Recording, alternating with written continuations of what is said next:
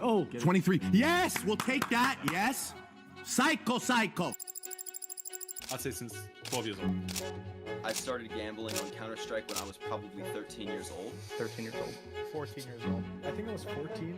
Started gambling on CSGO around the age of 12 and 13, pretty much around there. The real chance of getting this gun, it starts at literally 0.08%. And it goes up by just 0.01% each time until you've received every other item in the box. 0.08%. That is disgusting. The existence of gambling on the internet is nothing new. Everybody has obviously stumbled across at some point, but that isn't what this video is about, because it's the spread of gambling in front of children, disguised as friendly games, that is truly disturbing. X, formerly known as Twitter, is one of the biggest social media platforms out there. Yet if you head over there, it won't take you more than 10 minutes to find a post promoting some sort of gambling site. It's a literal pit hole. So it's simple. Don't let your kids get on Twitter, right? Unfortunately, you couldn't be more wrong. You see, much like everything else, gambling as a whole has evolved. Now, so long as you or your kids use the internet, they could be one scroll, one video, one post, or as of recently, one video game away from not just seeing a gambling ad, but possibly taking part in it, directly or indirectly, disguised as a normal game. Now, even your favorite social media, streamer, YouTuber, gamer, could be shoving a gambling ad down your throat. And with the recent rise in video games, gambling platforms have found an exploit. An exploit so disturbing that even your favorite game could be using it to get you, along with literal children, hooked on spending on the game without even realizing. Well, if you love gaming documentaries in general or gaming, please do subscribe and smash the like button. Enter TDM, Jesus, a YouTube channel that at this moment has around 470K subscribers and mostly talks about gaming content, a niche on YouTube that I can confidently say attracts a lot of underage people on the platforms. His channel was specifically focused on Counter-Strike, a game that is literally synonymous to online gambling. On the 25th of April, 2024, Jesus uploaded a video titled, "How much do gamblers pay?" In the video, he basically talked about how gamblers have been all over YouTube, more specifically in the gaming niche. But what he later revealed shows how dark this rabbit hole gets.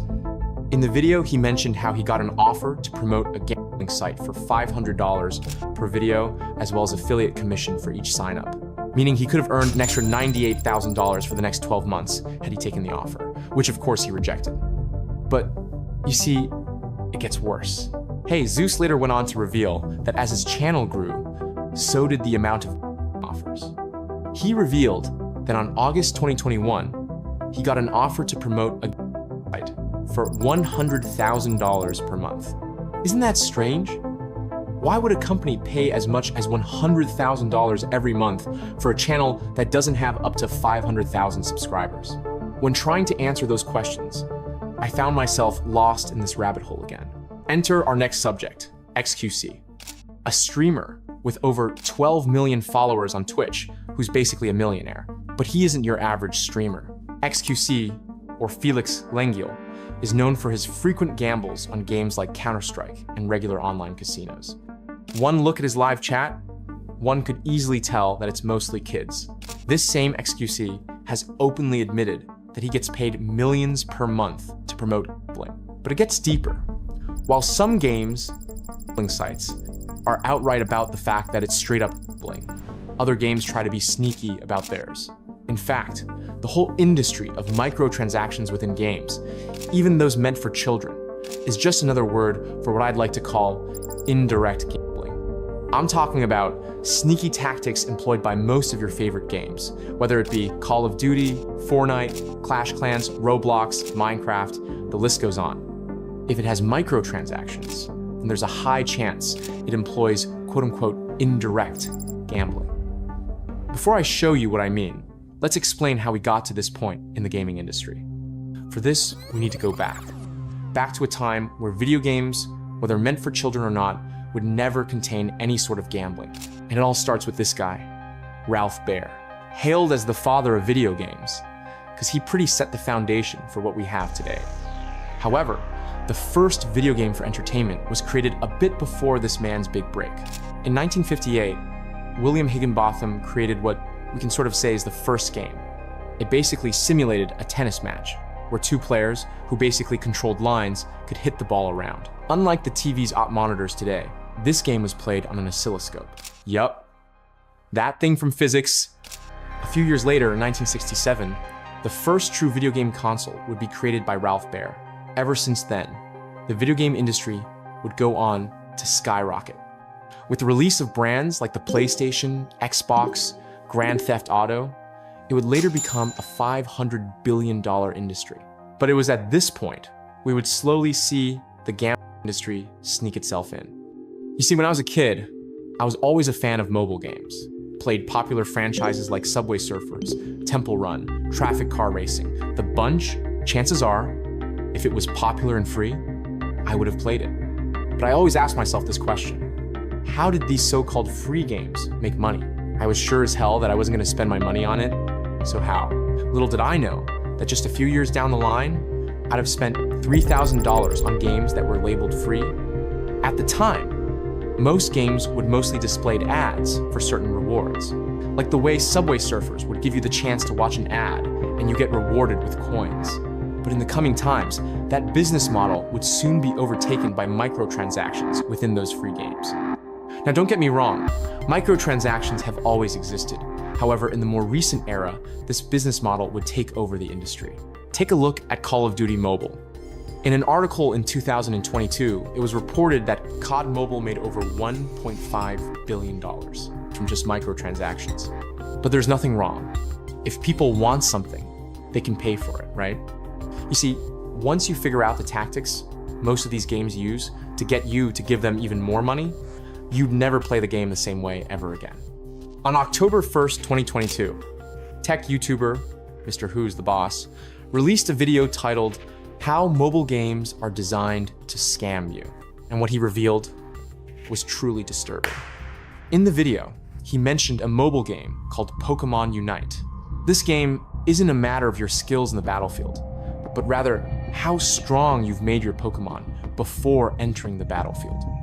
In other words, play to win. But how exactly did they get people to pay?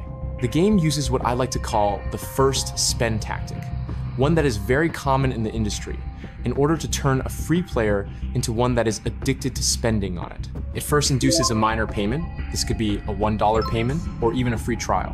The goal? Let the player taste the perks of paying for as little as nothing, and then, as the salesman would say, before upselling the player later on. However, it gets even darker.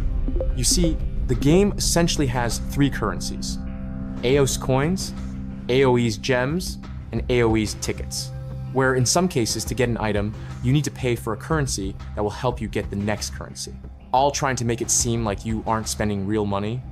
The AOS coins are the ones gotten from playing the games, meaning they are kind of free and can be used to buy some things. However, the items you purchase with it are practically useless, adding only an extra 0.4 damage.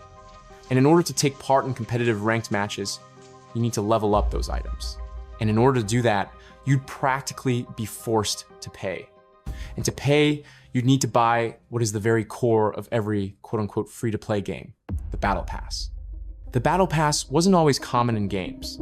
However, in 2013, a game called Dota 2 first introduced it, not as a Battle Pass, but rather a compendium. And while it was Dota 2 that it originated from, it was Epic Games' Fortnite that made it popular.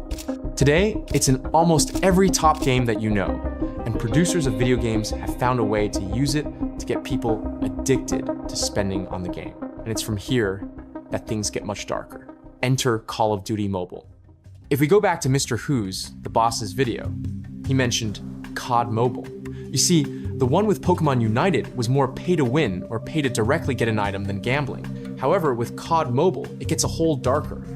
If you go on the Play Store and search Call of Duty Mobile, you'd see that it is rated 16. Keep this in mind. Within the game, there are special items, more especially guns, that can only be obtained by paying. I mean, yeah, the game's gotta make money, nothing bad, right? Well, if you see the method they use to get children to pay more than they should, believe me, you wouldn't look at the game the same. if a player wants to purchase a certain gun, most often than not, he isn't allowed to pay for the gun directly. Nope. Rather, they are forced to purchase a ticket to have a spin mixed with other premium items. In other words, they are paying to stand a chance to get the item. In this case, a gun, which if you didn't know, it is called. But for the 100th time already, this rabbit hole gets darker. Because if you thought that every item on the wheel had the same chance of getting picked, you couldn't be more wrong. In the video, Mr. Who's, the boss, showed that after each spin, the price for the next spin goes up. In layman's terms, you're paying more and more each time you try to get another spin. And it's not until you've spent more than necessary would you realize that each item on the block has different chances of showing up. And in his case, the gun, which is basically the only thing players want 99% of the time, had only a 0.08% chance of showing up. Meaning out of 10,000 tries, you only pick it 8 times. Now, of course, since you can't pick the same item twice, your chances get higher. But at that point, you'd have gotten a bunch of items you did not want, and you would have spent way more than expected. It's not just Call of Duty Mobile, but literally the majority of games use the technique to get people hooked on spending. However, you haven't seen it all. Enter Counter-Strike. It's basically impossible for me to mention video game without mentioning the mess Counter-Strike, and its community turned the game into, you see, Counter-Striker, much like other shooting games, has premium guns, skins, the list goes on. But here's where things get different. In the Counter-Strike, you can get cosmetics for your guns. These cosmetics are called skins. They don't change how the gun works, just makes them look pretty. Each skin varies in rarity and quality. But unlike other games, CS Global Offensive specifically, these skins have real-world value. Value determined by the community, the people who play the game. This is what people bet on. And people place these bets because you can put in low amounts of money on cheap skins to start, and there's a chance to win large amounts of expensive skins. In fact, the game has so many betting sites, like CSGO Roll, CSGO Empire, you can't even count them. And within these sites, skins are used as the currency. In a video made by YouTuber CoffeeZilla, he investigated scams done by these platforms. The CSGO gambling scene is so huge that I need to make an entirely new video about it. But in the video, CoffeeZilla interviewed a bunch of people that use those sites, and they all got addicted to it at very young ages.